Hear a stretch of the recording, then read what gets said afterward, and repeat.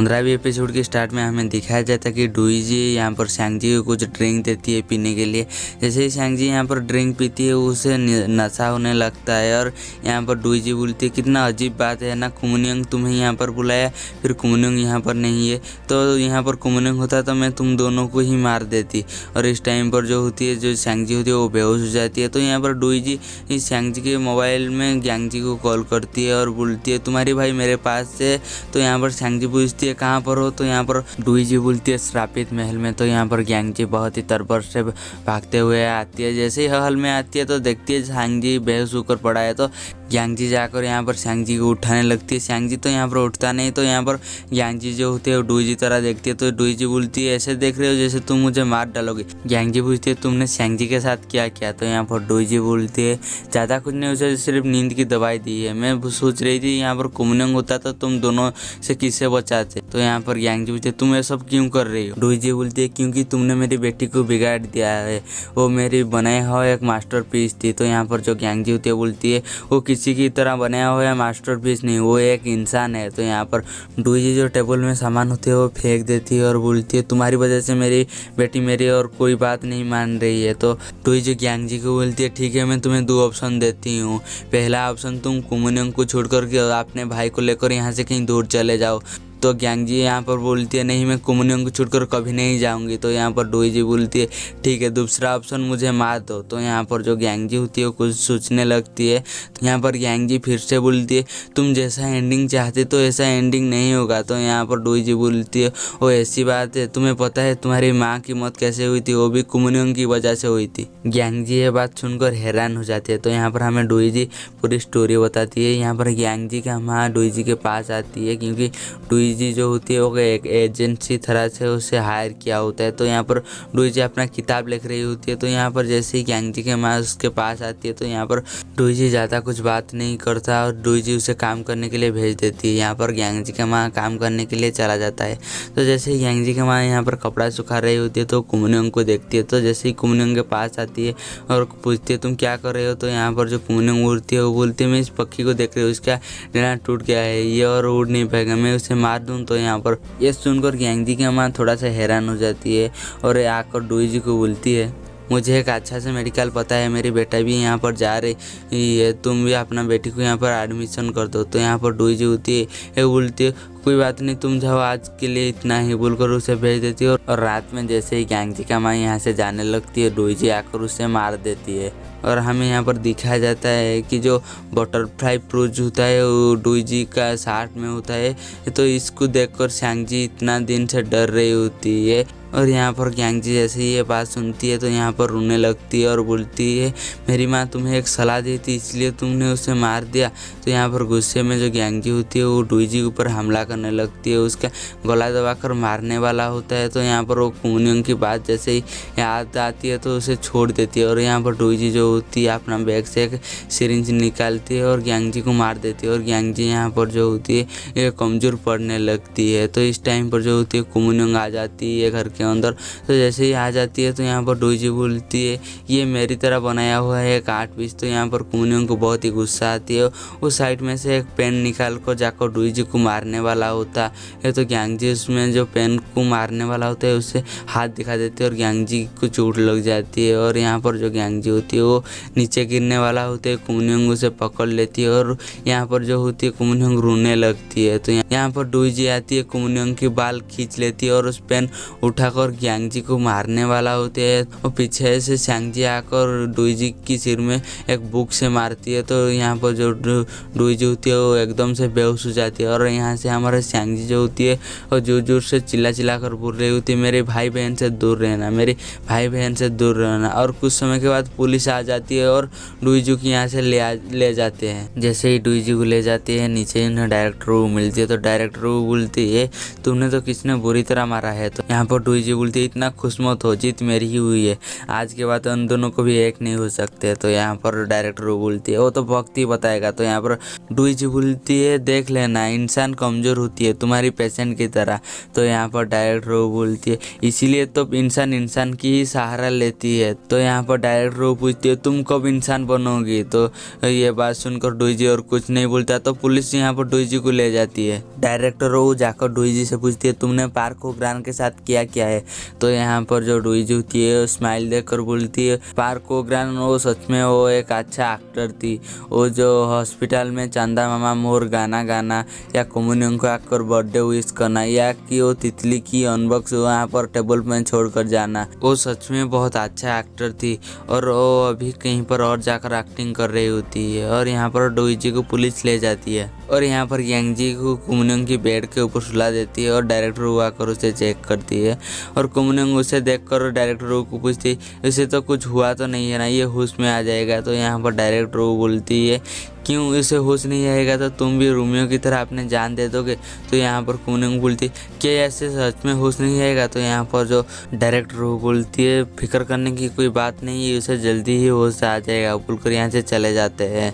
और कुमनियोंग यांगजी का हाथ पकड़कर यहीं पर बैठ जाता है और जैसे ही डायरेक्टर वो बाहर जाते हैं तो यहाँ पर जो सांगजी होती है वो पूरी स्टोरी यहाँ पर बताने लगती है। तो यहाँ पर डायरेक्टर वो सांगजी को बोलती है तुमने बहुत अच्छा काम किया है, तुमने तुम्हारे भाई बहन को बचाया है, इसीलिए मैं तुम्हारे ऊपर प्राउड फील करती हूँ। ये बोलकर यहाँ से चले जाते हैं। कुमनियोंग यहाँ पर यांगजी का हाथ पकड़कर रो रही होती है और बोल रही होती है कि मेरी वजह से हमेशा तुम्हें चोट लगती है और बोल रही होती है कि आई एम सॉरी, मुझे माफ़ कर दो और मेरे साथ तुम रहोगे तो ज़िंदगी में कभी खुश नहीं रह पाओगे बोलकर यहाँ से यांगजी का हाथ पकड़कर यहाँ से कुमनियोंग जोर जोर से रोने लगती है। यहाँ पर मिस्टर ली पुलिस स्टेशन में बैठकर बार बार जीसू को कॉल कर रही होती है मगर जीसू कॉल उठाता नहीं है।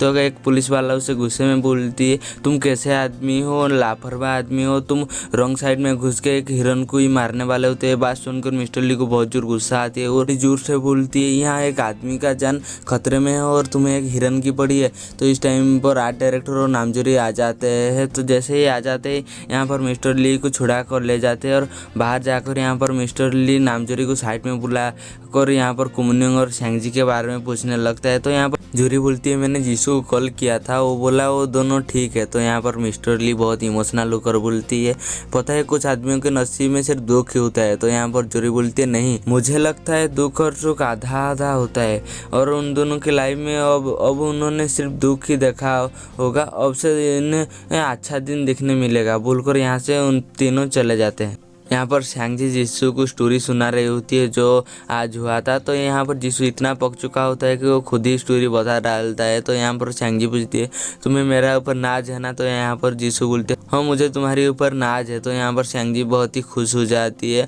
यांगजी नींद से उठती है तो जाकर सांगजी को देखती है, सांगजी यहाँ पर सो रही होती है। तो जैसे ही बोलती है वो कुमनियोंग को देखती है। यहाँ पर कुमनियोंग पूछती है नींद पूरी हो गई। तो यहाँ पर सांगजी बोलती है हाँ नींद पूरी होगी, मैंने बहुत बड़ा सपना देखा। तो यहाँ पर कुमनियोंग बोलती है तुमसे कुछ बात करनी है बोलकर यहाँ पर जो यांगजी होती है उसे ले जाती है और यहाँ पर कुमनियोंग बैठकर बोलती है तुमने जो सपना बोला वो सपना नहीं, वो हकीकत में हुआ था, कुछ समय पहले यहाँ पर हुआ था। तो यहाँ पर कुमनियोंग फिर से बोलती है तुमने सही बोला था, मैं कोई ज़ॉम्बी नहीं हूँ, मेरे अंदर भी फीलिंग्स है और मैं ये बात सह नहीं सकती हूँ। तुम और तुम्हारे भाई की ज़िंदगी बर्बाद हो गई, वो भी मेरी माँ की वजह से। मैं चाहती हूँ कल सुबह तुम और तुम्हारे भाई यहाँ से चले जाओ बोलकर यहाँ से कुमनियोंग जाने लगती है। तो यांगजी कुमनियोंग के हाथ पकड़ लेती है और बोलती है तुम मेरे लिए कुमनियोंग हो, डुईजी की बेटी नहीं है। जिस लड़की को मैं बचपन से प्यार करती हूँ तुम वही लड़की हो। तो यहाँ पर कुमनियोंग यांगजी की तरफ देखकर बोलती है झूठे कहीं के बोलकर यहाँ से चले जाती है। यहाँ पर जोरी के घर में सब लोग खाना खा रहे होते हैं। तो यहाँ पर जोरी की माँ मिस्टर ली और जीसू को पूछती है तुम दोनों थके हुए क्यों लग रहे हो। तो यहाँ पर मिस्टर ली थोड़ा सा घबराने लगती है। तो यहाँ पर जीसू बात को संभालते हुए बोलती है कल थोड़ा सा पंगा हो गया था। तो यहाँ पर आर्ट डायरेक्टर बोलती है फिर से कुमनियोंग और यांगजी का झगड़ा तो नहीं हुआ था। तो यहाँ पर जो होती है वो दोनों फिर से घबराने लगते हैं। जीसू बात को संभालते हुए बोलती है उन दोनों में झगड़ा तो हुआ था, फिर से सुलझ गया है। तो यहाँ पर मिस्टर ली बोलती है हाँ मुनियोंग की नखरे भी तो बहुत है ना, मिस्टर मून को कहना वो संभल कर रहे हैं। तो यहाँ पर जीसू बोलती है तुम्हें पता नहीं है वो एक बहुत ही चालाक लोमड़ी है, किसी को भी अपने पैर के जाल में फंसा लेती है, तुम मुनियोंग को कहना संभाल कर रहे हैं। तो यहाँ पर मिस्टर ली जिसू की बातों पर राजी हो जाती है और यहाँ पर सारे लोग राजी होती है सिवाय यहाँ पर आर्ट डायरेक्टर को शक होती है मगर वो कुछ बोलता नहीं है। ग्यांग जी यहाँ पर सैंग जी के रूम में आती है और उसकी बेड के पास बैठ जाती है और जैसे ही बैठती है यहाँ पर सैंग जी नींद से उठ जाती है और पूछती है क्या तुम ठीक हो, कल रात को अच्छे से नींद आई, तुम्हारी हाथ तो दर्द नहीं कर रही है। तो यहाँ पर ग्यांग जी बोलती है नहीं बहुत दर्द कर रही है, ऐसी दर्द कर रही है जैसे कि अभी मेरी जान निकल जाएगा। तो यहाँ पर जो होती है सैंग जी होती है बोलती है चलो मैं तुम्हें हॉस्पिटल ले जा रही हूँ। तो यहाँ पर जैसे ही सैंग जी जाने लगती है यहाँ पर ग्यांग जी सैंग जी को गले लगा लेती है और बोलती है नहीं कुछ समय ऐसे रहो मुझे अच्छा लग रहा है। तो यहाँ पर जो होती है सैंग जी होती है वो भी उससे गले लगा लेती है। ग्यांग जी यहाँ पर सैंग जी को थैंक्स बोलती है तुमने हम दोनों की जान बचाने के लिए शुक्रिया बोलती है। तो इस टाइम पर सैंग जी बोलती है हेड नर्स तो बहुत अच्छी इंसान थी, उसने ऐसा काम क्यों किया। तो यहाँ पर सैंग जी बोलती है वो अच्छी इंसान नहीं थी, वो अच्छा दिखावा कर रही थी। तो यहाँ पर जो सैंग जी होती है वो बोलती है murder of the beach of the west में ऐसी कहानियाँ है जो कि एक औरत होती है अच्छी खासी रहने वाला फैमिली को मारती है। तो यहाँ पर ग्यांग जी पूछती है तुमने उस बुक को पढ़ी है। तो यहाँ पर सैंग जी बोलती है हाँ 63 पेज तक पढ़ी है, मैंने हॉस्पिटल में इस बुक को पढ़ी है, वो बहुत बोरिंग बुक था ना इसलिए मैंने ज़्यादा नहीं पढ़ी। तो यहाँ पर सैंग जी बोलती है क्या हेड नर्स एक बुरी इंसान है। तो यहाँ पर जो ग्यांग जी होती है बोलती है हाँ। तो यहाँ पर सैंग जी फिर से बोलती है वो बीच ऑफ द वेस्ट जैसी बुरी है। तो यहाँ पर ग्यांग जी बोलती है हाँ। तो यहाँ पर सैंग जी बोलती है उसने मुझे डुल्ली की माँ गिफ्ट की थी। तो यहाँ पर सैंग जी बोलती है ओके कोई बात नहीं, मैं जैसे ही बाहर जाऊँगा उसे फेंक दूंगा बोलकर जाकर डुल्ली की माँ को पकड़कर जैसे ही जाने लगती है यहाँ पर सैंग जी उससे रोक देती है और बोलती है डुल्ली की माँ की कोई गलती नहीं, गलती तो हेड नर्स ने की है, तो इसके लिए मैं डुल्ली की माँ को सजा क्यों दूँ बोलती है और डुल्ली की माँ को नहीं फेंकती है। यहाँ पर कुमनंग बेड के ऊपर बैठे रही होती है और सोच रही होती है। तो इस टाइम पर ग्यांग जी आकर उसे बोलती है खाना लग गया है आकर खा लो, मैं हॉस्पिटल जाने वाला हूँ, तुम जब चाहे आकर खा लेना बोलती है और चला जाता है। और यहाँ पर कुमनंग इस बात को बार बार याद कर रही होती है। यहाँ पर ग्यांग जी जाकर कुमनंग की खाना का हिस्सा जो होती है वो पैक करके लेकर टेबल में रख लेती है और सैंग जी से पूछती है यदि हमें कुमनंग बोलती है यहाँ से निकल जाओ तो हम क्या करेंगे। तो यहाँ पर जो होती है सैंग जी होती है वो बोलती है हम तीनों यहाँ से निकल जाएंगे, कोई बड़ी बात नहीं क्योंकि हम तीनों फैमिली है ना, जहाँ भी हम जाएंगे तीनों ही जाएंगे क्योंकि हम तीनों एक फैमिली है।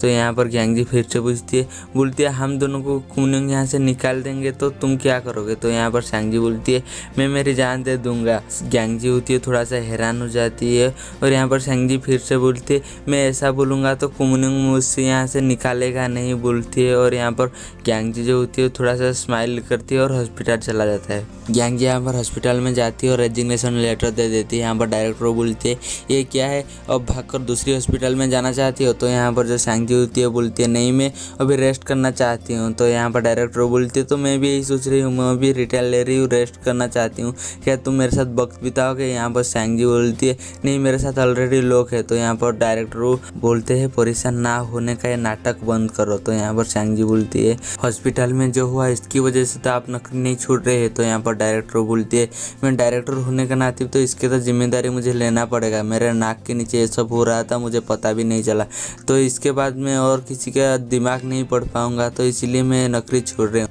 सैंग जी बोलती है तो फिर ये आपका आखिरी काउंसिल समझिए, तो मैं कुछ आपसे एडवर्टाइज ले सकती हूँ। तो यहाँ पर डायरेक्टर बोलते हैं जरूर बोलो तुम्हें क्या प्रॉब्लम है। घर में यहाँ पर ग्यांग जी ड्राइंग कर रहे होते हैं तो इस टाइम पर कुमनंग पानी पीने के लिए आती है। तो जैसे ही आती है सैंग जी उसे देखती है, उसके पास जाकर बोलती है कुछ खा लो, ग्यांग जी तुम्हारे लिए दलिया बना कर रखा है, मुझे चावल पसंद था इसलिए मैंने चावल खाया है। तो यह बात बोल कर तो इसके पास जाकर बोलती है तुम्हारी सिर दर्द नहीं कर रहे ना, कल उस बुरी औरत ने तुम्हारी जोर से बाल खींची थी तो इसलिए मैंने उसे मारा, तुम्हारे ज़्यादा बाल टूट नहीं गए। तो यहाँ पर जो कुमनंग होती है वो सिर हिलाकर ना बोलती है। यहाँ पर सैंग जी बोलती है उसने तुम्हें चोट पहुंचाई क्योंकि वो नहीं चाहती थी तुम खुश रहो। तो कुमनंग मुझे थोड़ा हैरान होकर सैंग जी को यहाँ पर देखने लगती है और यहाँ पर सैंग जी सैंग जी यहाँ पर बोलती है मैंने फिर से ड्राइंग बनाया है जिसमें फेस है, एक्सप्रेशन है, तुम उसे देख लो। तो यहाँ पर कुमनंग बोलती है सैंग जी तुम्हें उसे अब बनाने की कोई ज़रूरत नहीं है क्योंकि मैं इस बुक को अब पब्लिश नहीं करूँगी। तो यहाँ पर जो सैंग जी होती है बहुत हैरान हो जाती है और कुमनंग यहाँ से जाने लगती है। तो सैंग जी पीछे से बोलती है कॉन्ट्रैक्ट तोड़ने के लिए तुम्हें 3 गुना ज़्यादा फाइन भरना पड़ेगा। कुमुनिंग पीछे घूमकर बोलती है कल तुम्हें 3 गुना ज़्यादा पैसा मिल जाएगा। जैसे ही ग्यांग जी घर में आएगा तुम दोनों यहाँ से जल्दी ही यहाँ से निकल जाओगे बोलती है, और कुमुनिंग यहाँ से चला जाता है। जैसे ही जाने लगता है फिर से यहाँ पर हमारी सैंग जी होती है, बोलती है जान दे दूंगा बोलती है। तो यहाँ पर जो कुमुनिंग होती है वो यहाँ पर रुक जाती है, और यहाँ पर जो सैंग जी होती है वो बार बार बोलती है मैं जान दे दूंगा फिर ये घर नहीं छोड़ूंगा, मैं जान दे दूंगा फिर ये घर नहीं छोड़ूंगा। तो हमें यहाँ पर फिर से हॉस्पिटल का सीन दिखाया जाता है जहाँ पर डायरेक्टर रो और ग्यांग जी बैठे हुए होते हैं। ग्यांग जी बोलती है मुझे नहीं लगता मैं ये सब सह सकती हूँ, और डूई जी उसने मुझे जो बातें की, उसने मेरी माँ को मारा और वो सब मुझे मेरे भाई को देखना, और मैं ये सब कुछ भुला नहीं सकता। और ये बात सोचकर मेरी दम घुटता है। लेकिन मैंने मुनियोंग से झूठ बोला, मैंने बोला मैं ये सब बात भूल जाऊंगी, सारी बातें भूल जाऊंगी। लेकिन मुनियोंग सब समझ गई। यहाँ पर डायरेक्टर बोलती है तुम दोनों साथ में रहकर भी तुम्हें दर्द हो रहा है, ये तो दूर जाने में भी दर्द होगा, इसीलिए दोनों मिलकर उस दर्द को संभालो। यहाँ पर डायरेक्टर उस सैंग जी को बोलती है तुम कल जैसे डूई जी से मिले तुम्हें क्या लगा उसे मिलकर। तो यहाँ पर सैंग जी बोलती है मैंने जैसे उसे देखा मुझे उसे मार देने की मन कर रहा था, मैं उसे मारने वाला होता था, मुझे कुमुनियोंग की याद आई तो इसीलिए मैंने उसे मार नहीं पाया। तो यहाँ पर डायरेक्टर बोलती है जो रिश्ता तुम्हें तकलीफ दे रही है असल में वो रिश्ता तुम्हें बचा भी रहा है। कल तुम गुस्से में बहुत बड़ा गलती करने वाले थे और उसने तुम्हें बचा लिया।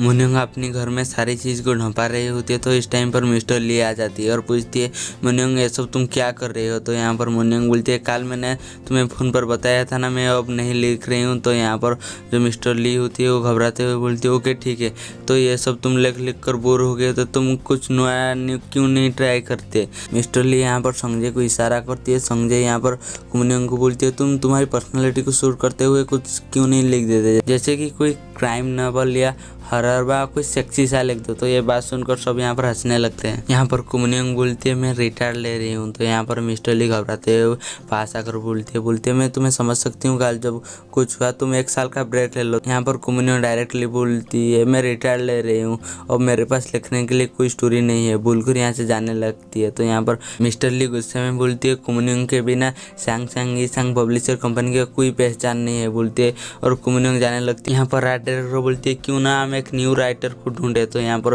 मिस्टर ली बोलती है तुम्हें क्या लगता है मैं बुक बेचकर ये पैसा कमाने के लिए सब कर रही हूँ। यहाँ पर आर्ट डायरेक्टर बोलती है हाँ। तो यहाँ पर मिस्टर ली बोलती है नहीं, कुमुनियोंग फेयरटेल के जरिए में इस दुनिया से बात करती है, जिस दिन लिखना बंद कर देगी ये जल्दी ही मर जाएगी। जैसे ही कुमुनियोंग ये बात सुनती है कुछ समय रह जाती है और फिर यहाँ से चला जाता है। यहाँ पर हॉस्पिटल में ग्यांग जी डायरेक्टर को बोलती है आप मेरे साथ वक्त बिताना चाहते। तो यहाँ पर डायरेक्टर बोलती है क्या तुमने अपना फैसला बदल दिया है। तो यहाँ पर ग्यांग जी बोलती है मैं बीच बीच में आपको मिलते आऊँगा, क्या इसके बदले में यहाँ पर एक पेड़ लगा सकती हूँ।